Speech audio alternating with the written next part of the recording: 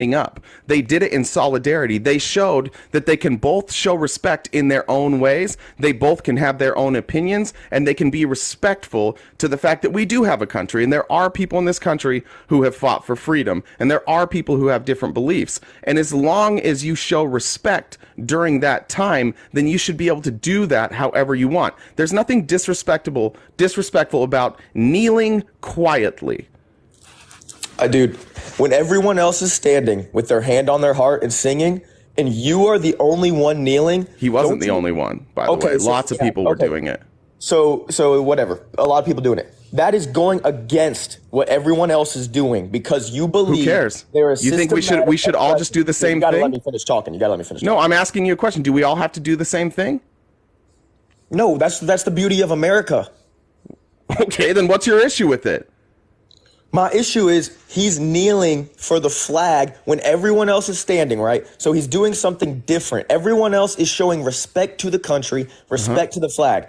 I don't know how you can sit here and say it's not disrespect, but you're also saying he disagreed with the system. Because because it's not disrespect. If you're kneeling specifically, if the reason you took a knee is because you wanted to show respect while you protested, then by definition it can't be disrespectful. There was no disrespectful intent. He literally, instead of standing away, instead of being out of the view of everybody and doing it on his own, he decided, okay, I will do this where everybody else is, and I will be respectful. Because Nate Boyer also made some good points to him. Nate Boyer also brought up that, like, there are people in this country that fought for your freedom, that flag means everything to them. But you have to understand that, like, if you live a different experience, if you're somebody who went to war and you're somebody who experienced that, your experience and my experience are going to be different. I've never gone to war. I will never understand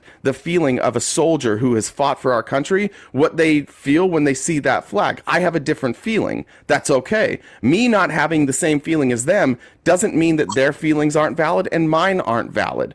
It's my job to be respectful. Colin Kaepernick did nothing disrespectful. Not one goddamn thing. And to prove my point, could you name me one white player who took a knee during this?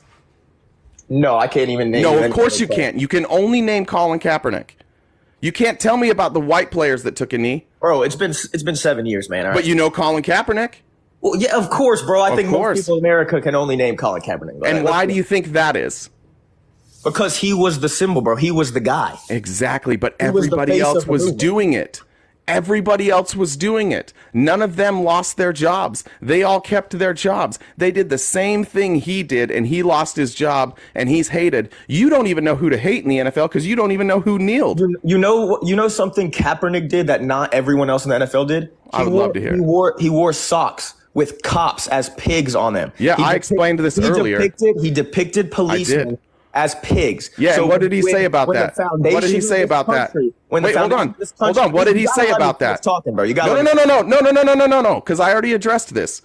What did he say about those socks? I can pull up the quote, but yeah, and who brought attention to those socks? He did. He said these socks represent bad police. Do you not agree that there are bad police? There are very few bad police, and there are a lot. It doesn't matter. Do you agree that there are bad police?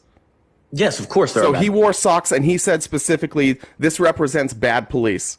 What's wrong with that? What's the point when he... what's wrong with that? What is wrong with that? Bro, it's propaganda. You're convinced... No, what is wrong with that?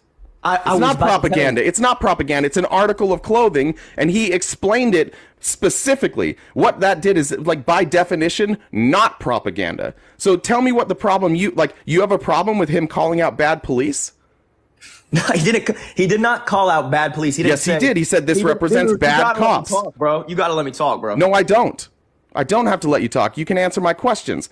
Do you have a problem with him wearing socks depicting bad police? Yes. Why? You gonna let me talk? Yeah, I just said why. That's your turn. That's an opportunity for you to talk. If he wanted to call out bad police like Derek Chauvin, then he would have called out, and obviously that was years later, but if he wanted to pick specific cops, then he would have spoken against specific cops in specific instances. But what he did was He generalized all policemen with No. He generalized all bad police. No, this is fucking stupid, dude. If I said I hate all white nationalists, right? If I wore a shirt that said I hate all white nationalists, and you said, look, he hates all white people, be like, no, that's not what my shirt says. You're purposely taking what he said and not listening to it. And you're purposely taking like what he did, why he did it, and saying, well, I'm going to go ahead and just assume it meant all cops. He specifically said this was about bad police. He wore the socks. He pointed them out to reporters. He addressed it to the reporters because Kaepernick was pretty careful. But the problem is the story that came out on right-wing news sites was, look at these socks. And they didn't quote him. They didn't show the clip of what he said. They just said he hates cops. And you fell for it. You're still falling for it. The socks prove he's not saying there are a few bad cops. He is saying he's putting a pig in a police uniform. That is generalizing all police, bro. No, it's not. No, it's not. No. Do you want me to read the exact quote? Like, goddamn, dude. You're willfully ignorant now at this point. I wore these socks in the past because the rogue cops that are allowed to hold positions in police departments not only put the community in danger, but also put the cops that have the right intentions in danger by creating an environment of tension and mistrust. I have 2 uncles and friends who are police officers and work to protect and serve all people. So before these socks, which were worn before I took my public stance, are used to distract from the real issues, I want to address this immediately. That is so clear and concise that this is only about bad cops. He talks about his uncles and his friends who are good police officers who work and protect to serve all people. He also said that these bad cops put the community in danger, but also the cops that have the right intentions in danger. He's speaking out about bad police officers specifically, and you're refusing to address that. So you said Kaepernick is very calculated, or you said, I don't know the word you said. You said he's very careful. Careful. Yep, he knows what he's doing.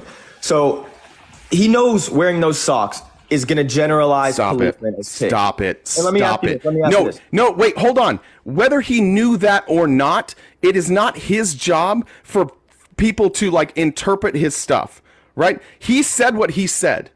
He said specifically why he wore those socks. And now you're out here being like, oh, well, he should have known that thin-skinned people would not read this at all, and they would just assume it was about cops. You're just justifying your bad behavior now. So you're justifying your unwillingness to be educated, and you're like, it's Kaepernick's fault that I didn't know this. Okay, so let's talk solution. Let's say he's really trying to bring attention to the bad cops, and he's trying to get them out. Let's talk about it. I got a question for you. How does wearing those socks lead to solutions? How does wearing those socks help weed out the bad cops and make it specific that there are only a few bad cops? How is wearing those socks fighting for justice awareness?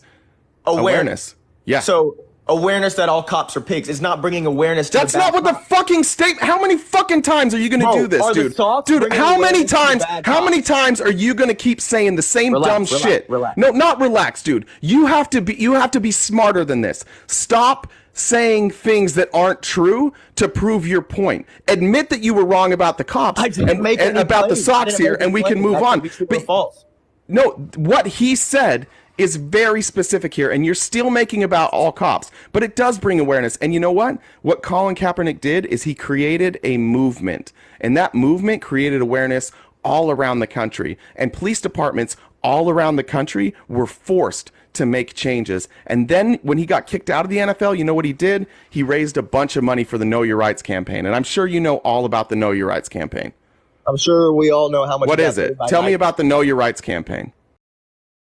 Or the Know Your Rights campaign, it's just all about just how to deal with police and make sure you know your rights. It's pretty self-explanatory. Who does it target?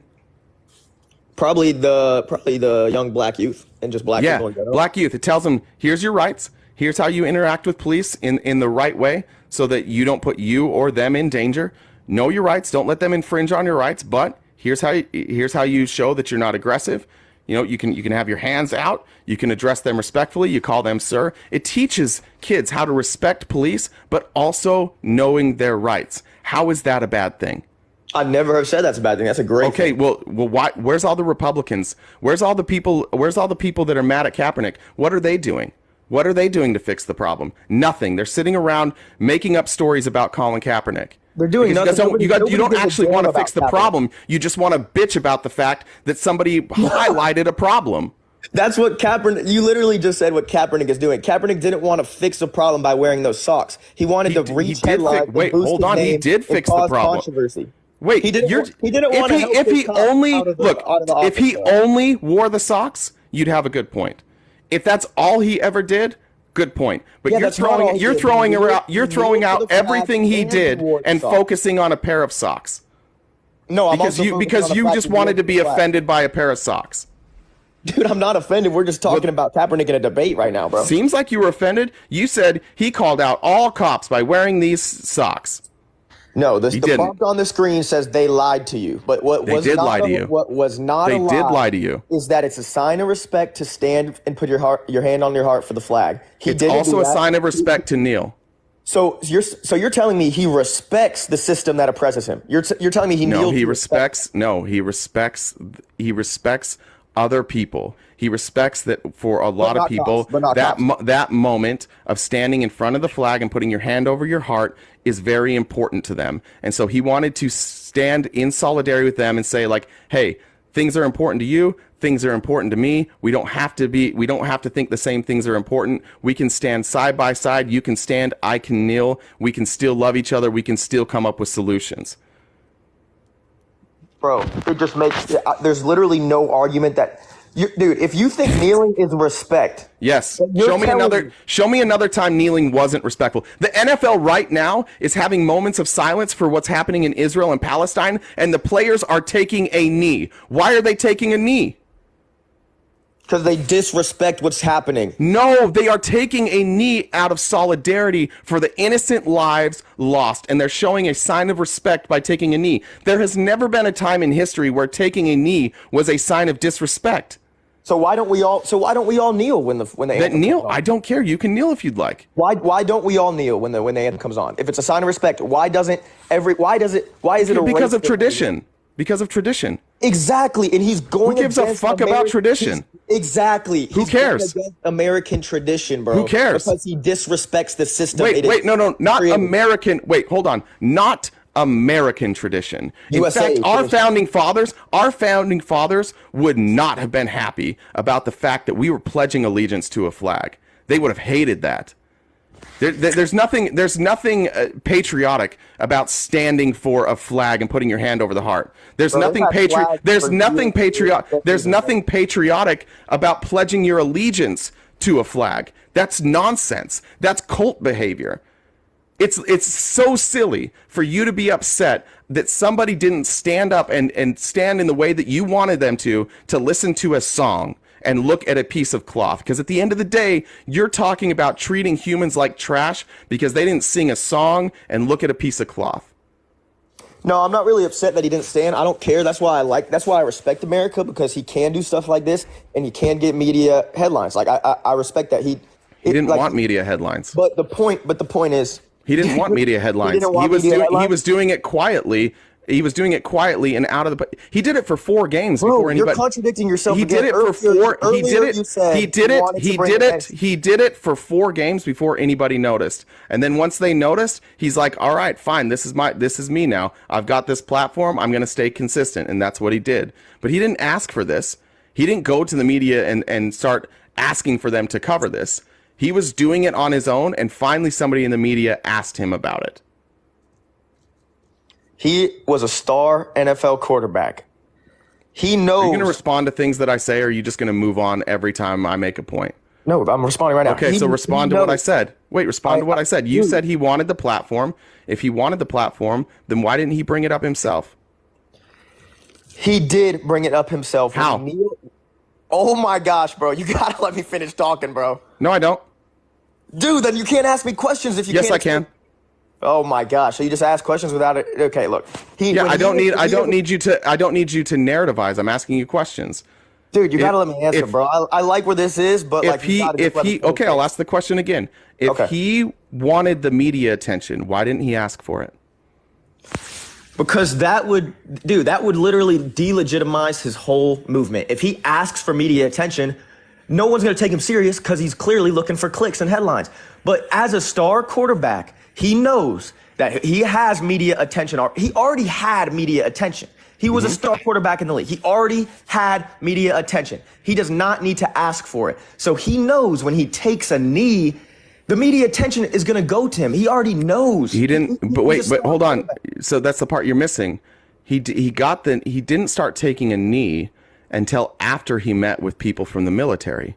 Again, he wasn't on the sideline where everybody else was during the anthem. He was sitting back behind, out of camera view. Was he on sitting the bench. or standing? Was he sitting or standing? He was sitting on the bench. Okay, when he first started started protesting, he was sitting out of camera view on the bench. Okay, so fuck the kneeing, man. So you're saying kneeing is a sign of respect. He was sitting down. That's even more. How is that respectful? Well, here's the other thing that you may not know. It took military to tell him, no, you need to be kneeing. And he was open-minded. He's like, okay, yeah, I'll do that. That's a good point, Nate Boyer. I do need to make sure that while I'm protesting, that I'm not trying to stomp on the rights or the opinions of other people who have sacrificed for this country. He was teachable. He was coachable. He learned from somebody else, and he said, all right, let's find a middle ground here. You know, the shit America's supposed to do. He was sitting down during the flag. Listen, but nobody lied to us. Yeah, right? No, nobody lied to us. Nobody on right-wing media told you. Nobody on right-wing media told you about Nate Boyer. They didn't. They refused. No, they refused. They did not tell anybody about Nate Boyer. They didn't tell you the context on the socks that I just had to explain to you. You didn't know what he had said about the socks. Why do you think you didn't know that? Bro, I knew what he said about the socks. No, you didn't. I asked you. You said quote it off the top of my head, but bro, you said it was about police. You said that it was that he called all police uniform. It's pigs. About police. How can you tell me socks with pigs in a police uniform is not about police? Do I need to read it again? It was about specific police, right?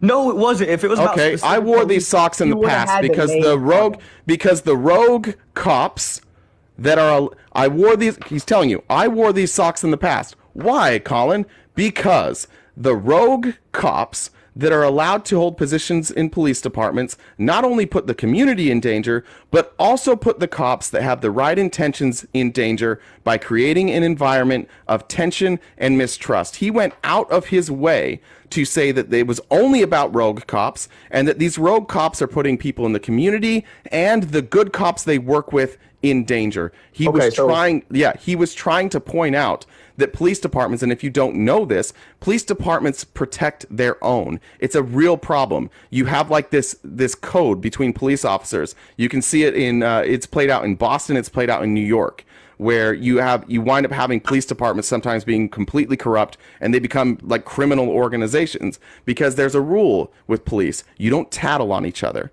And Colin Kaepernick was pointing that out, that look, these rogue cops are protected. They're protected because people don't call them out. And they're hurting everybody. They're hurting the community, and they're hurting the good-intentioned police officers. So if Colin Kaepernick is so careful and so smart, and he's fighting for such a good movement here, does he not think that wearing those socks with pigs is gonna harm the good police too? Because it does. Because then it builds this perspective. Show me how it harmed the good police. It builds this perspective against all police. You know, all cops are bastards. You can literally see it in your chat right now. They all just say all cops are bastards. All cops are bastards. I don't think you understand what all cops are bastards are. Do you understand what all cops are bastards are? They're describing what I'm talking. Do you know what being bastardized is? No, explain it to me. Okay, so essentially, when you say all cops are bastards or all cops are bastardized, you're saying that the system itself is bastardized. So you can't exist in a corrupt system without yourself really being corrupt. Right? It's not a personal corruption, but if for example, what we're talking about in New York, if you have a bunch of corrupt cops in your unit and you're not a corrupt cop, but you also live by the code that you don't tell on each other, you're part of the system. So are you saying the whole police system is corrupt? If you look at the history, this is not really up for debate, but white nationalists specifically had an idea the last 40, 50, 60 years that they would infiltrate police departments. They wanted to be able to exercise their power that way. You can find the plans, you can find them speaking about it. And what happened is then police departments, they started having this code of like, we don't tell on each other. So what it does is it disproportionately like gives the corrupt police officers more power and more protection. The system is fucked because they don't tell on each other and there's very little oversight. I live in a place, I'll tell this story. I worked for a golf company, and I had some equipment in my trunk. Somebody broke into my car, stole the equipment in my trunk from the golf company. I solved the crime. I figured out who stole them. I got my clubs back, and there was other equipment I hadn't gotten back yet. I knew who the guy was. I had his name. I had pictures of him. I had his address. I had text messages from who he had sold the gear to. I had the gear. I had them willing to identify him, and I took that to the police. And the police in my town said, like, no, we can't do that. Like, this case just isn't that big.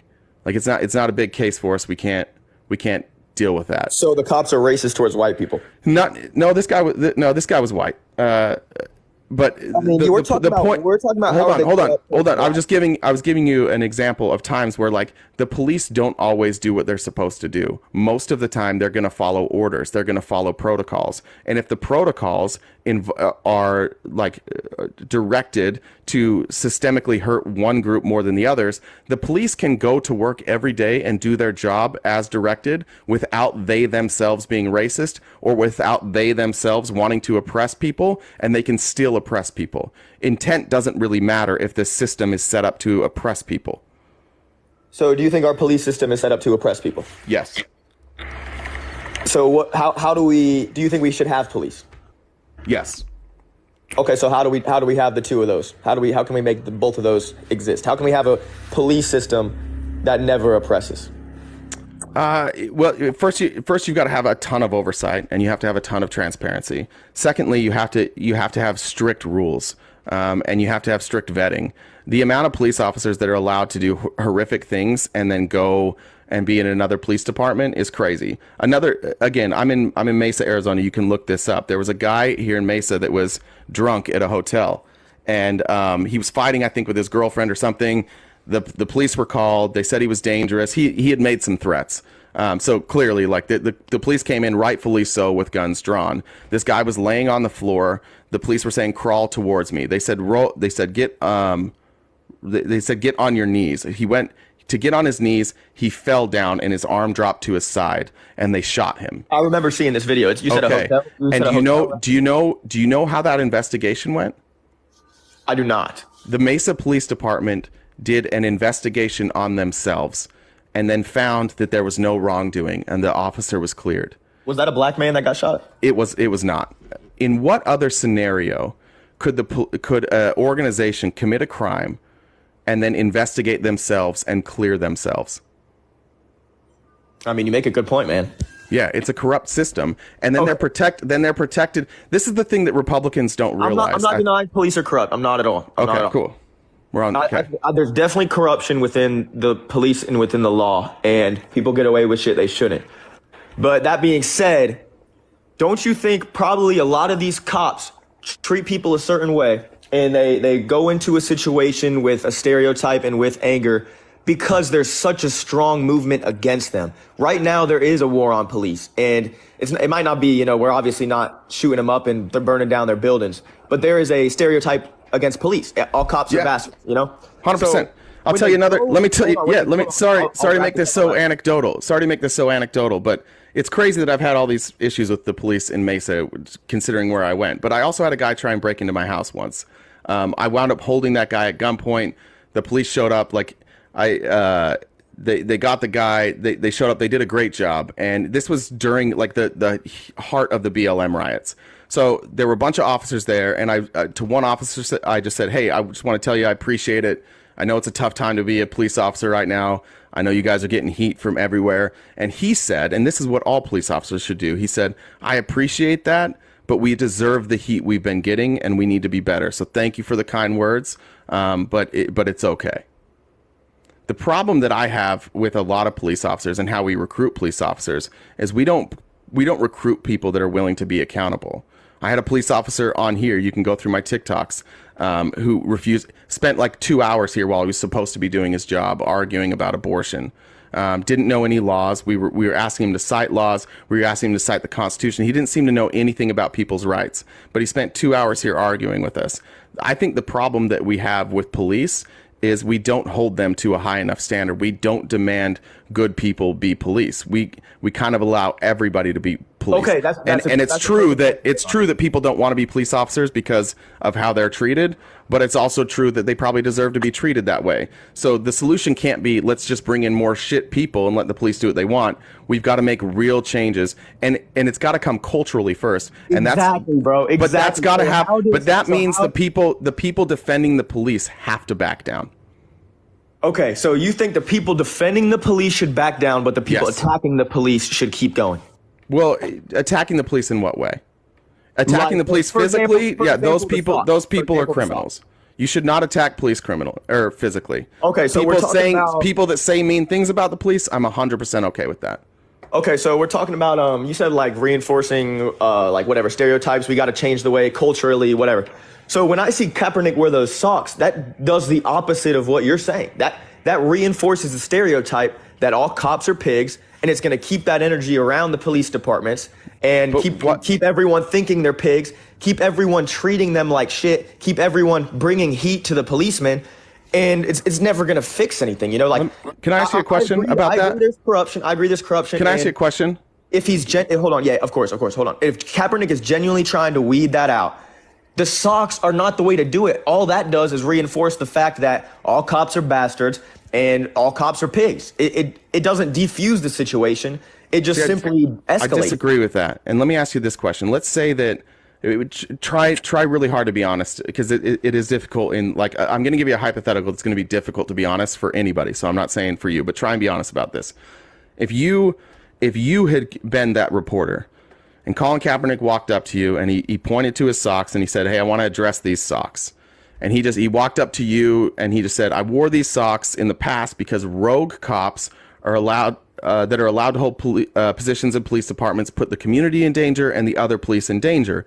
And I have family that are police officers. I have friends who are police officers. I want them to be safe and I want the community to be safe. So these socks represent shitty police officers." Do you think you would have walked away from that conversation thinking Colin Kaepernick hates all police? Me personally? Yeah. Does he hate all police? Would I think if that was a one-on-one conversation you had to keep in mind, he brought it up. You didn't bring up the socks. He showed you the socks and then went out of his way to say these represent rogue cops that make it for people that are in my family that are in the police department and people in my community that are unsafe. It makes both of them more unsafe. So I wear these socks as a public stance against corrupt police officers. Would you have walked away from that conversation thinking, man, he really hates all cops? I probably would have not. I probably would have taken his word and believed that he had respect for some of the So when I say they lied to you so you hate him, this is what I'm talking about. The stories in the news, specifically right-wing news, were not, here's a quote from Colin Kaepernick about some socks that he pointed out to reporters. The stories in the news were, look at these socks. This man is disgusting. He hates police. He hates America. But if you would have been there one-on-one, you wouldn't have walked away with that perception. And I think that's what I'm getting at here, is that the Colin Kaepernick thing is not just about Colin Kaepernick. It's indicative of our entire system, that people, and specifically news organizations, need you to be angry in order for you to watch, either angry or excited. They need emotion. And what Colin Kaepernick said wouldn't really elicit emotion from anybody. Everybody who had that conversation with him one-on-one would be like, that's really fucking sensible. But because it was really sensible, and they also saw an opportunity to get people worked up, specifically like in a post-Trump world, as Trump is coming into the spotlight, they used this opportunity to divide us, rather than just telling you the real story about what Colin Kaepernick said. Exactly. That's why they didn't tell you about Nate Boyer. That's why they didn't tell you that when Colin Kaepernick spoke about oppression, he specifically said, I am not fighting for me. I was not oppressed. I lived a privileged lifestyle. I'm a millionaire. Like, I'm an athlete with a bunch of money. This is not about me. This is about people who look like me, who are oppressed, who have no voice. But so the right-wing media didn't tell you that. They wanted you mad. I think Kaepernick knows this. That's the thing. He can go to a reporter and say, oh, I have family and friends that are police. But I think he's smart enough, and he has people behind him who are advising him, publicity, a publicist. He definitely has people like this guiding him. He's talking to people. He's smart enough to know how media works, like you just said. He's smart enough to know that they want to divide us. So when he goes out there with those socks, he knows what's going to come of it. He knows that it's going to be, oh, Colin Kaepernick hates all police. He knows this. So why would he do it? I agree that if he didn't know that, he probably should have known that. But why do you put the onus on him rather than the people? The news or but why are you putting it on him and saying, like, he should have known that all these corrupt people that want to piss everybody off would lie? It's his job to make sure that he does everything so they can't lie about him. Why aren't you blaming well, the real story is, like, why aren't you blaming Fox News? Why aren't you blaming Donald Trump? No, they're the ones that caused this problem, not him. No. They took what he no, hold on. They took what he said complete, not even out of context. They left his context completely out. They took a picture of socks and ran with it, and they left out all the context. And you're like, well, he should have done better. No, fuck that. They should do better. You should do better. Everybody like you should do better. You should have said, what are these socks about? I'm going to find out what Colin Kaepernick said. But you didn't. You want him to have all this accountability. But where's yours? Bro, where's your accountability to get the facts right before you get pissed off? The fact is, he put No. I asked you a question. Where's your accountability? Why didn't you know this? My accountability is just every day treating people with respect. That's about all I can do. No, you didn't do your fucking job. You didn't keep your part. If you're this great citizen, you care so much about. What's my part? Your part is to educate yourself before you get worked up. That's your job. Okay, one, I'm not worked up. You're just telling me I'm lied to. I'm not. No, I said get worked up. I didn't say you're mad right now. I'm talking about before you decide to shit on Colin Kaepernick and join all this protest against him, join the anger, join in lying about him, which is what you were doing. You didn't bother to find out the truth first. You reacted emotionally. I never lied about Kaepernick. I've only stated facts, bro. He was sitting for. That's not true. He was sitting. These are facts. Stop me when I'm wrong. He was sitting for the flag. He was kneeling for the flag during the national anthem. He wore socks that had pigs as police officers. Are those facts or false? Those are facts, and some of those facts you didn't know until I told them to you. No. You didn't know he was sitting. I told you that. You didn't know that. You didn't know about Nate Boyer. You didn't know about what he said about the socks. You were partially educated. You were educated just enough to demonize Colin Kaepernick. That's how much you were willing to be educated. But you weren't educated or open-minded enough to look at somebody and hear what people were saying and say, you know what? I'm going to try and understand that person. No, you made your judgment on low information, almost no information. That's what you did. And if you want to demand that Colin Kaepernick be responsible for what he did, you've got to be responsible for what you did. You promoted half-truths. You rolled with half-truths. And you made your opinion based on half-truths. Okay, I got the full truth now, right? So I can make an opinion? Sure. He knows what he's doing when he wears the socks. It doesn't matter what he says. He knows how the media works. So my opinion is still that it was a divisive move to wear those socks. It was an aggressive move to wear those socks. It was not a move that leads to solutions. It was a move that generalizes all police as pigs. And that's me saying this when I know what he said. And if anything, now that I'm fully educated on the fact he was sitting and not even kneeling, it just further proves my point that he was trying to disrespect the flag. He didn't know what respecting the flag is. Do you care more about the flag or the oppression of black people? I care more about the oppression of black people. A flag is a flag. Okay, then why are we still talking about the flag? Because he's talking about the oppression, the systemic oppression of black people, and you care that he didn't show it the proper respect. It seems like you care more about the flag than the oppression of black people. In my opinion, the flag and the United States of America, we are a country in progress. Obviously, we always will be. But to me, the flag and what the United States represents, which is freedom, I guess, is the goal, is the or not the goal, is the solution to fixing the fact that black people are oppressed. We should be using the flag and using the United States and using the morals we have tried to build for over 2 centuries. We should be using that to fix the problem. Hold on.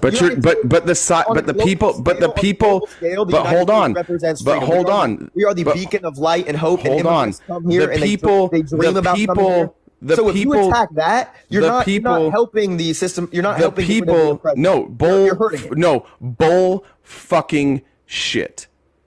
Bullshit. It is far more important. I could give a fuck if anybody disrespects the flag, especially if they're doing that in a way to point the eyes in a direction of people being oppressed. You can talk about that flag all you want as a sign of freedom, but let's talk about the atrocities and the awful treatment of specifically people of color underneath that same fucking flag. The same flag that people of color went and fought under, and then they came home and were mistreated with uniformed officers wearing that same flag. What it means to you and what it means to other people is different. And you don't seem to care about that. You care more about that flag than you care about the oppression of people. And you care more about protecting your silly opinion, despite the fact that you didn't have any of these facts rights. And you care more about doubling down on Colin Kaepernick as a bad guy than you care about the oppression.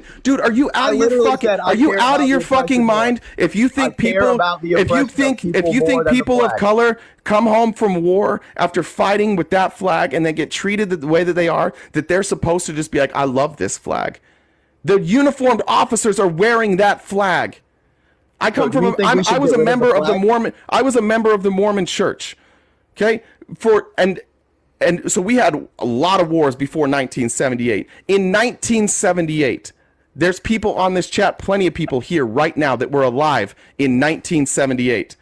They were alive when the Mormon church said, yeah, it's okay to let black people be clergy. This was not that long ago. There is still oppression happening. There's still racism happening. And until we rid the police, I agree. Until we rid the police of oppressive forces, that flag stands for oppression to some people. Okay, and so until we fix that flag is a sign of oppression for people. So we're trying to clean up a corrupt system.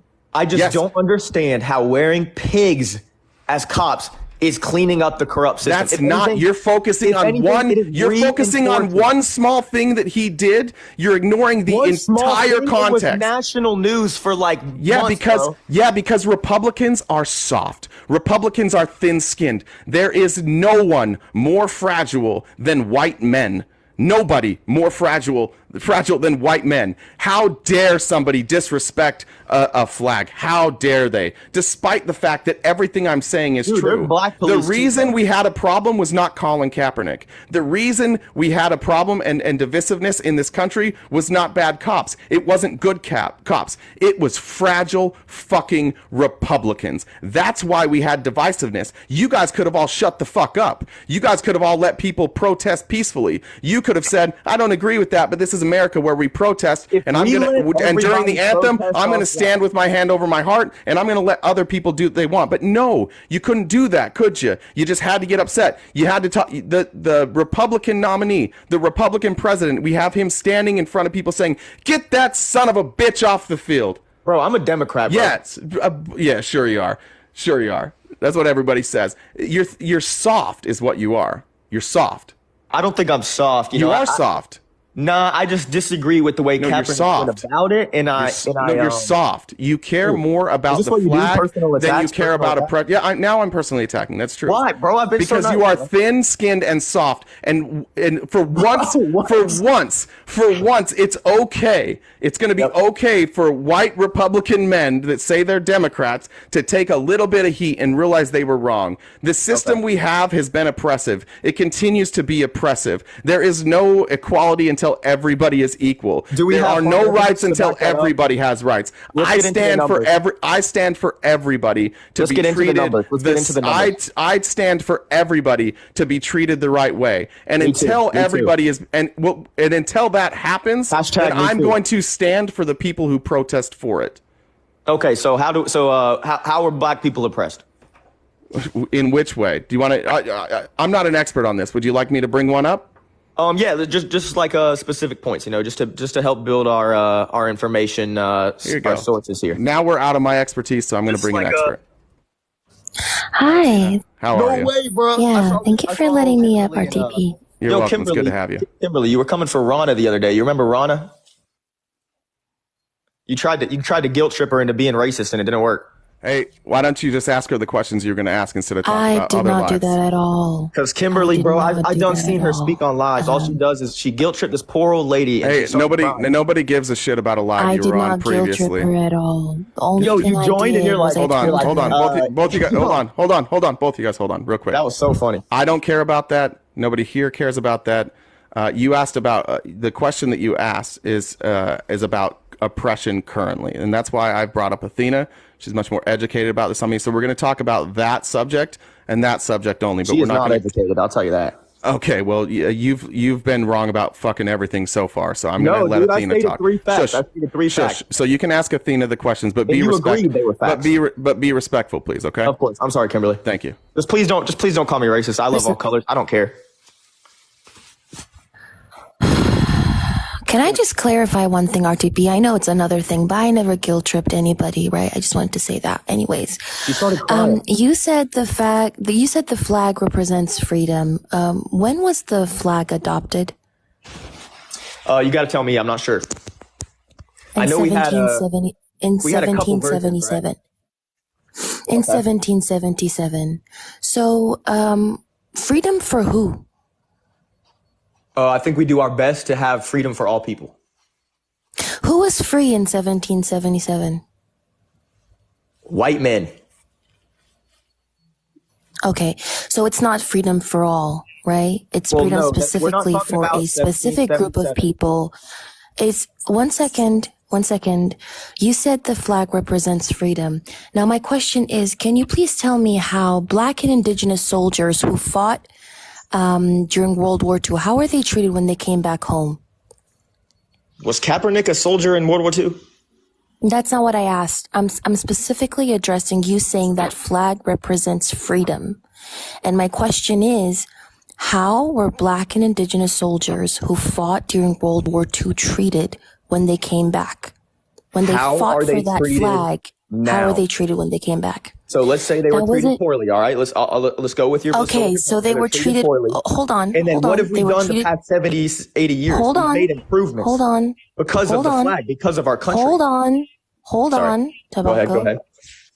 They were treated poorly, right? They fought for freedom in a foreign continent. They came back to their own country, and they were only faced with segregation, discrimination, limited job opportunities, hate crimes.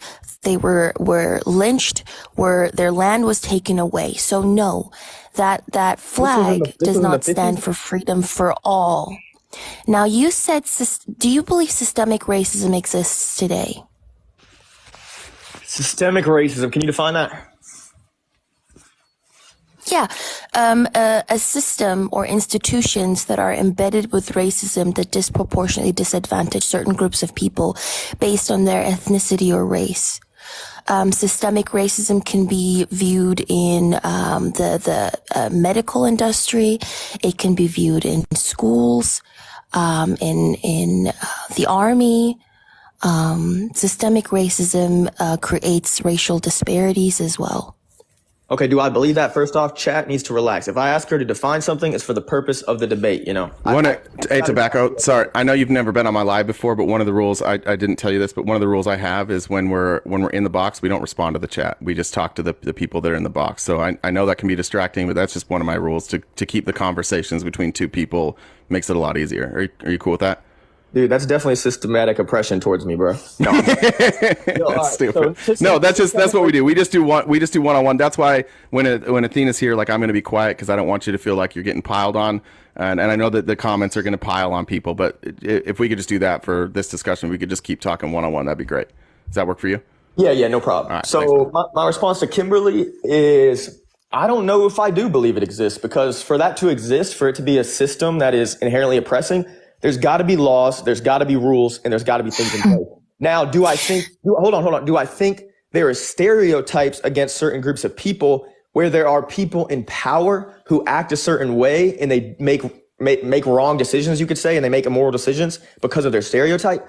Yes. That goes all ways, though. That goes all ways. Now, does it affect one group more than another? That's a discussion.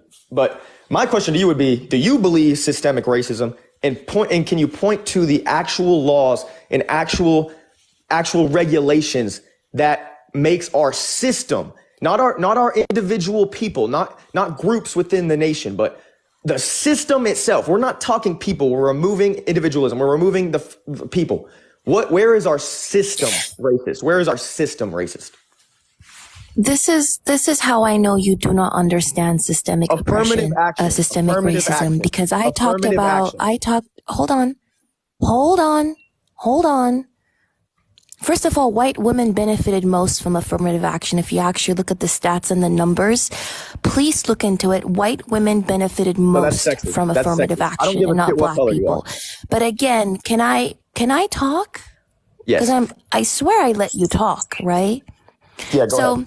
The reason as to why I said you do not understand systemic racism is because you just conflated systemic racism with systematic racism.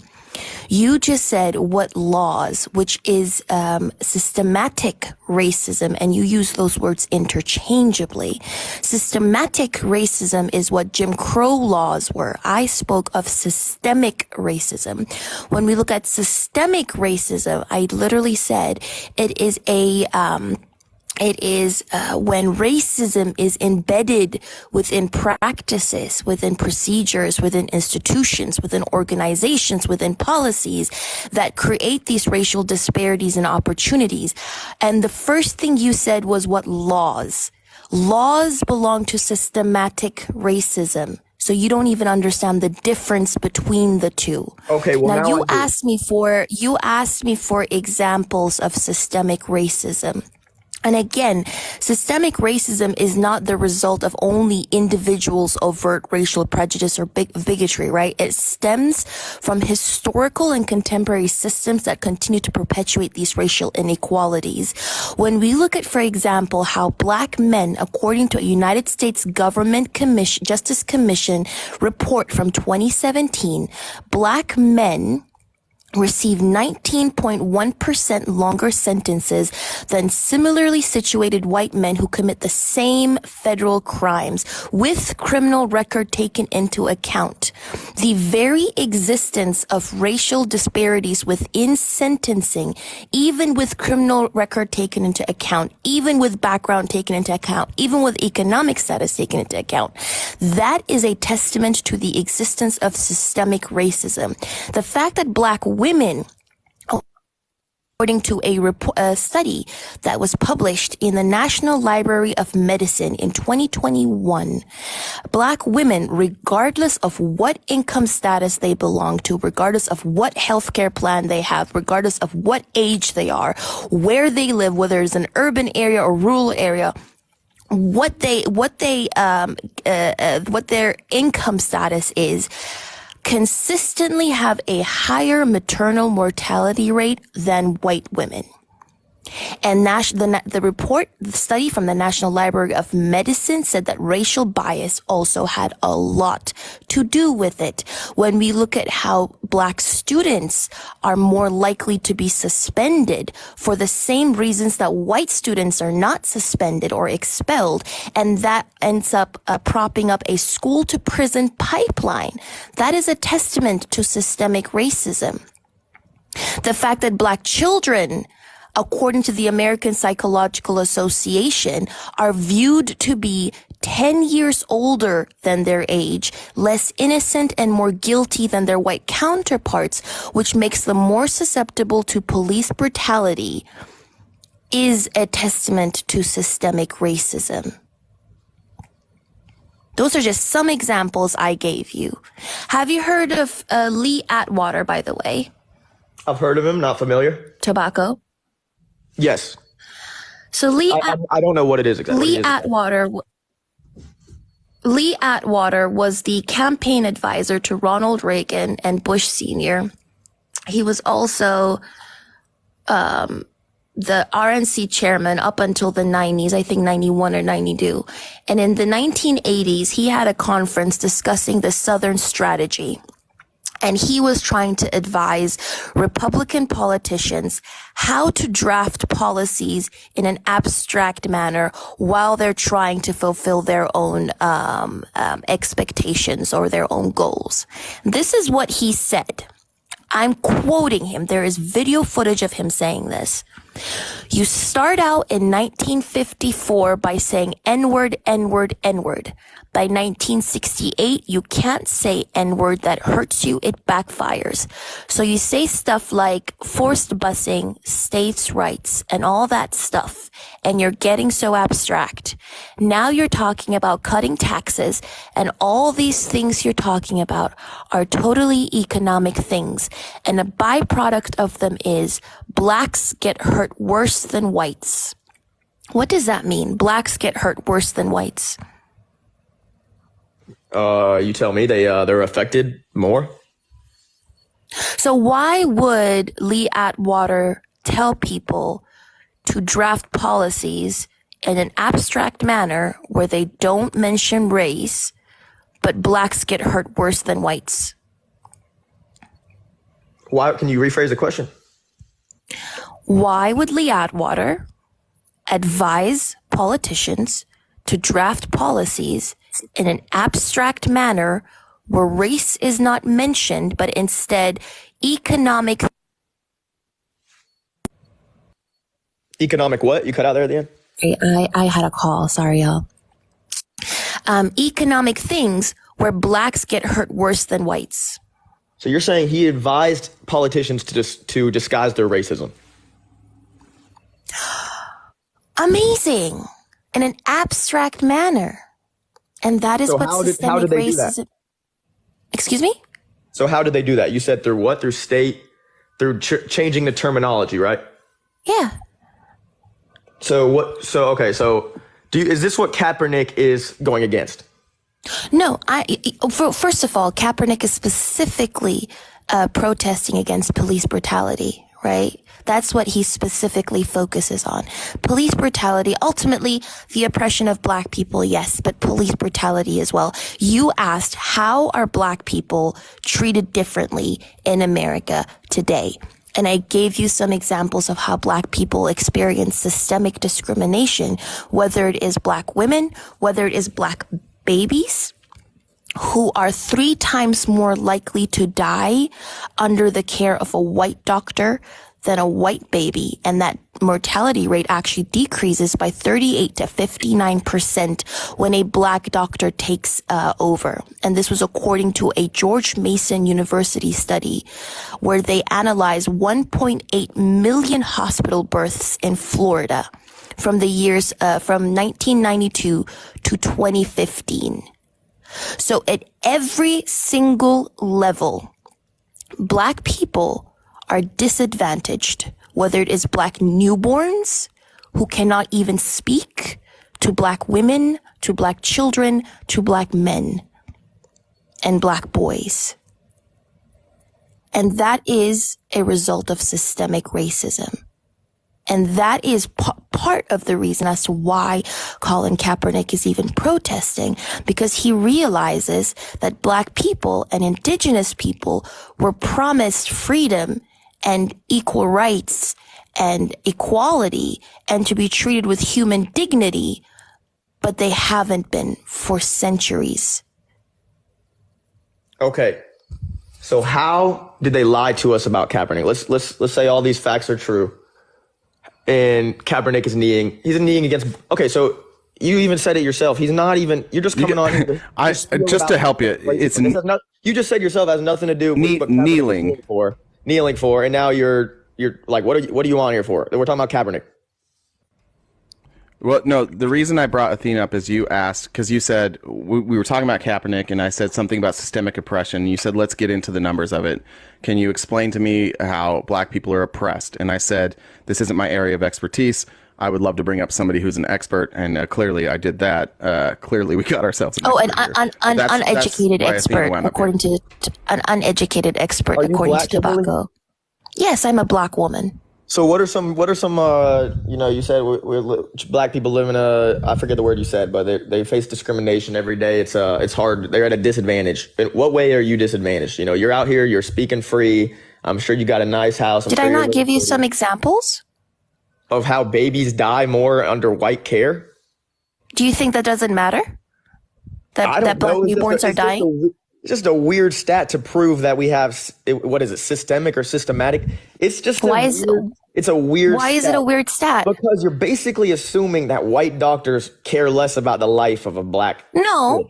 Yes, you are. That's exactly what it is. So the Association of American Medical Colleges has already recognized that within medicine, there are a lot of misconceptions about black people. Like, for example, the National Library of Medicine released another report that showed that black doctors, or white doctors in general, are taught to believe that black people's blood coagulates differently, that we have a higher pain tolerance, and that we and to have thicker skin than white people. And this was something that was recognized and acknowledged by the American Association of Medical Colleges. It was recognized by the National Library of Medicine as well. So this is not some taboo topic. There were some nursing books that had to be pulled as well from the curriculum in 2017. 2018, because they literally taught people that black people have a higher pain tolerance. So this is not me assuming. These are facts, and I'm citing all the sources if you would actually look them up. I never said they're not facts. I never said that. Okay, cool. So this is something that has been recognized by the National Library of Medicine, by the National Institutes of Health, and also by the American Association of Medical Colleges. So this isn't me saying it. So it's miseducation of a black person, and then they get treated improperly, is what you're saying? Racism. Yes, racism. So have we since fixed that education to help black babies survive? No. So you think they're still teaching? So you think you, Kimberly, Miss Expert here, got more knowledge than the doctors taking care of our babies?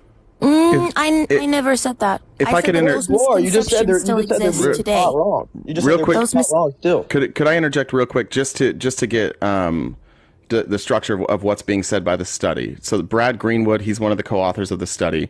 I want you to make sure that we could draw our own conclusions of what the data says, but what he said about the data, as he said, the disparity is quite striking. So the next question is why, which is a good thing to do if you're a researcher, right? You get the data, and now you say you recognize there's a disparity in the data, and you ask why. So the next question is why. There's a milieu of possible explanations. So the next step is to, through observations, find out the reasons for such a difference. He said babies are dying. That's not a political statement.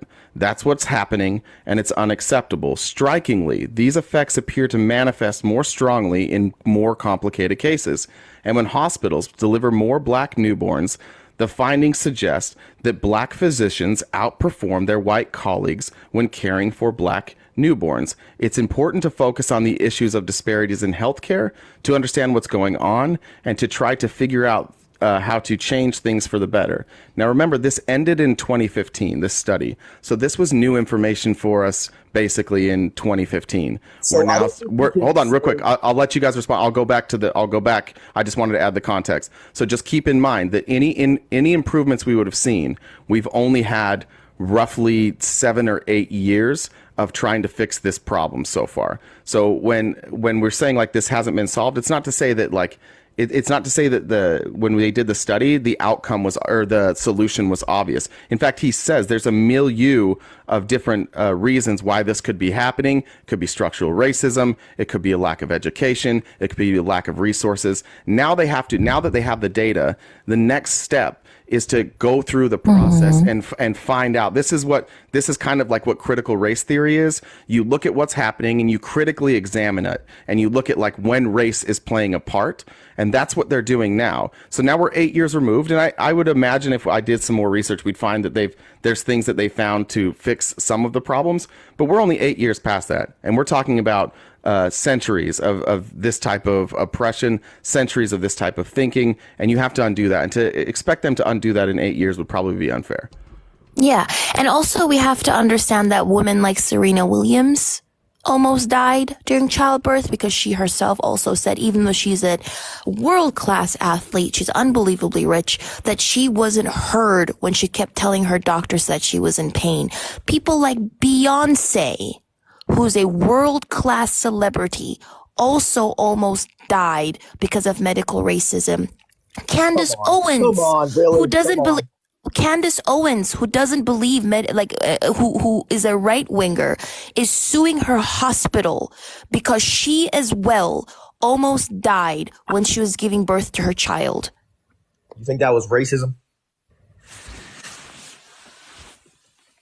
What I'm saying is those are individual cases that fit into a pattern. Hold on, those are individual cases that fit into a pattern of how the medical system treats Black women and Black newborns.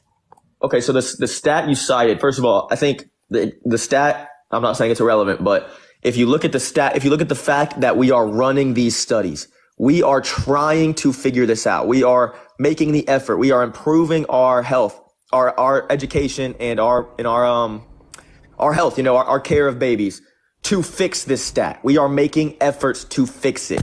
How is that racist? Wait, hold on. Just a clarification question. When you say we, who do you mean? Because you weren't involved in this study. The system. The government was George Mason University, and this is Brad Greenwood. So when you say we, what do you mean by we are doing this? When I say we, I'm just talking about our society, our education system, our universities, our doctors. So I think all I'm saying is I think you should be more careful with your words, because we, our society, our government, our country, we are not doing this. This was a study at a university. This is not we. You're using like collectivism to try and like ignore something that statistically is obviously a problem. We are not doing this. And when I say we are not doing this, I'm saying like there are people all over this country, including myself and you, who at the beginning of this conversation didn't know this fucking existed. This is new to me as well. You're not the only person learning something new today. I'm also learning something new. But this is not a we. You and I were not involved in this. We're not fixing this. So my question is, what are they trying to fix if a systemic racism doesn't exist? You said systemic racism isn't a thing. So what are they trying to fix if systemic racism doesn't exist? Because if they're trying to fix something, that is also proof that a problem exists, systemic racism. So if systemic racism doesn't exist, why are all these studies being conducted? That doesn't prove racism. We haven't even looked at the vice versa numbers. We haven't looked at black doctors caring for white babies. They did. They actually did. In that same study, the white babies' maternal mortality, mortality rate did not change regardless of if the doctor was white or Black. They did look at that. They took that into account. That's in the study? That's in that same study. RTP, can we get a fact check?